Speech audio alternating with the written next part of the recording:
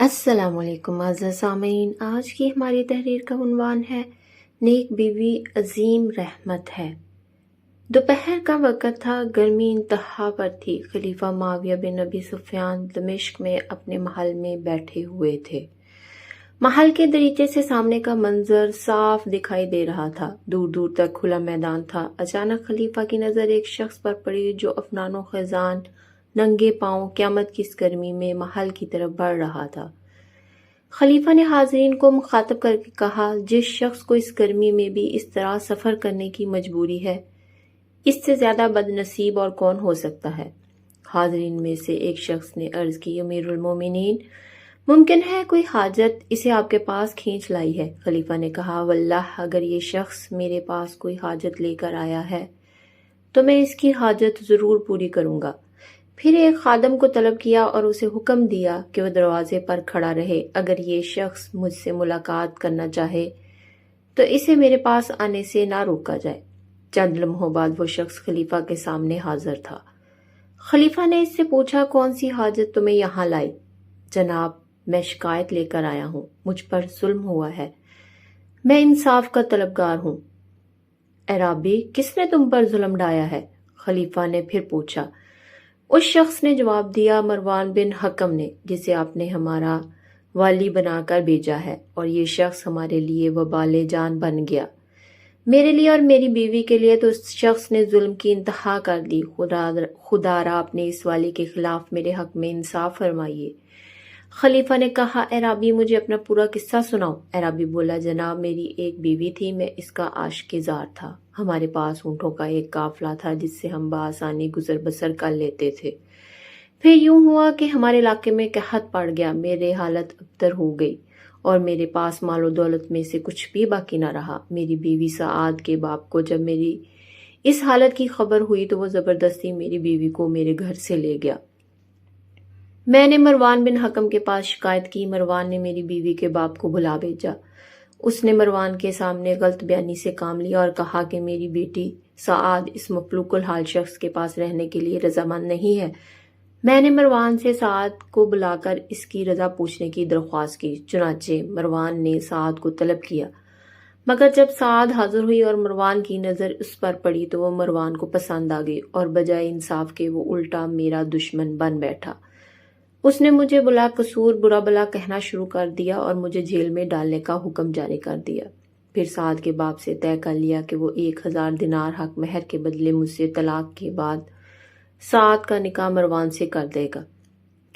مجھ سے طلاق دلوانے کی ذمہ داری مروان نے خود لی۔ مروان نے مجھے طلب کیا اور سعاد کو طلاق دینے کا حکم دیا۔ میں نے انکار کیا تو اس نے مجھ پر تشدد کا حکم دے دیا۔ جب تشدد حد سے بڑھا تو میں مجبور ہو گیا اور میرے پاس سوائے طلاق دینے کے کوئی چارہ نہ رہا۔ چنانچہ میں نے طلاق دی اور عدت گزرنے کے بعد مروان نے سعاد سے شادی رچا لی۔ یہاں تک کہنے کے بعد عربی رونے لگا، پھر بے حال ہو کر لڑکھڑایا اور بے ہوش ہو کر گر پڑا۔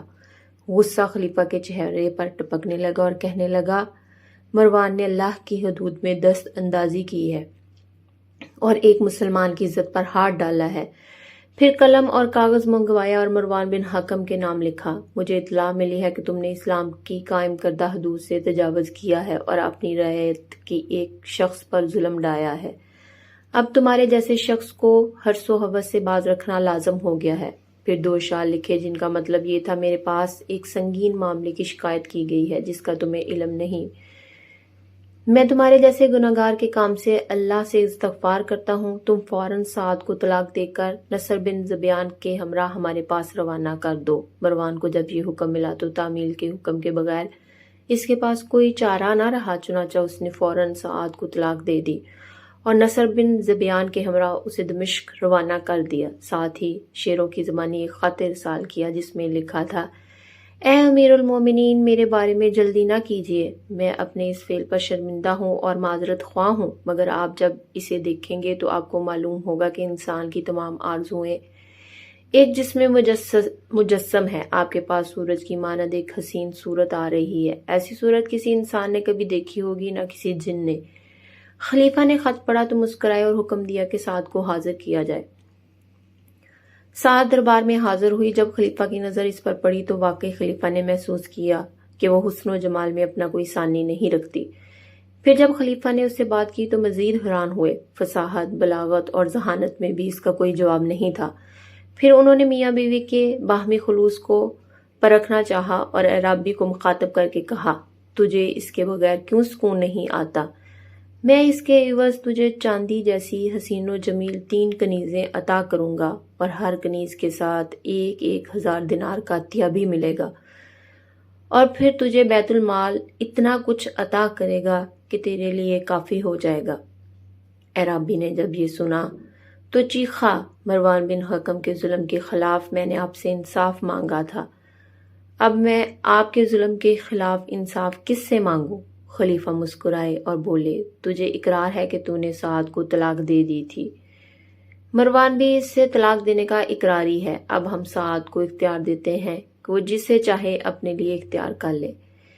پھر سعد کی طرف دیکھ کر اسے کہنے لگے، سعد اب تم بولو، تم کسے اختیار کرنا چاہتی ہو اور تمہیں کون زیادہ پسند ہے؟ 3 شخصوں کے درمیان تمہیں فیصلہ کرنا ہے، ان میں سے ایک ہے امیر المومنین اپنے محل حشم و حزم کے ساتھ، دوسرا ہے مروان بن حکم اپنے ظلم و حوش کے ساتھ، اور تیسرا ہے اعرابی اپنی افلاس اور بدحالی کے ساتھ۔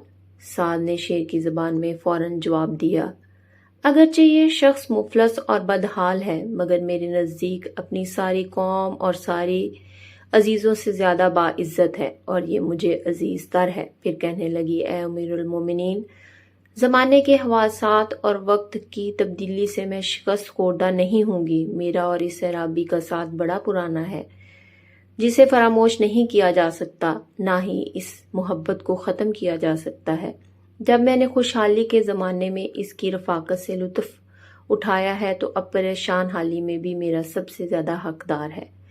خلیفہ نے جب سعد کی وفادار اور خلوص زدہ باتیں سنی تو جھوم اٹھے اور بولے، سعد میں نے صرف تمہارے خلوص اور وفا کا امتحان لینے کے لیے یہ باتیں کہی تھیں، تم امتحان میں پوری اتری ہو، واقعی ایک مسلمان بیوی کا اخلاق ایسا ہی ہونا چاہیے۔ پھر سعد اور اس کے اعرابی خامد کو 2,000 دینار عطا کیے اور جانے کا حکم صادر کیا۔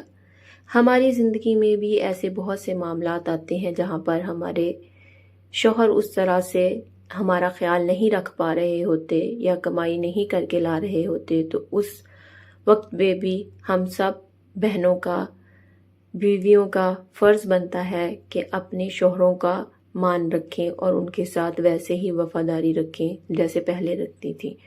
امید ہے آپ کو ہماری تحریر پسند آئی ہوگی۔ اگر ہمارے چینل پر نئے ہیں تو برائے مہربانی چینل کو سبسکرائب کریں اور بیل کے نشان کو پریس کریں۔ شکریہ۔